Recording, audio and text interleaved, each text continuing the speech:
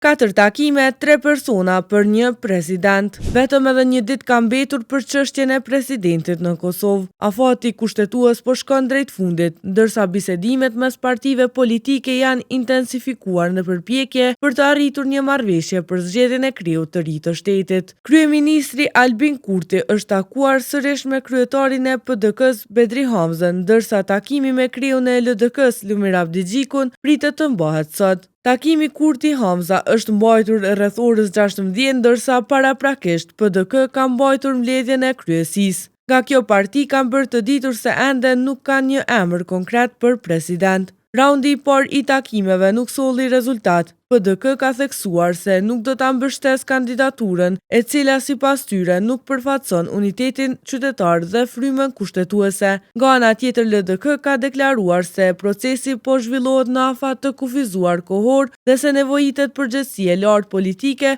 për të shmangur paqëndrueshmërinë institucionale. Për zgjedhjen e presidentit duhen së paku 2/3 e votave të deputetëve në kuvend.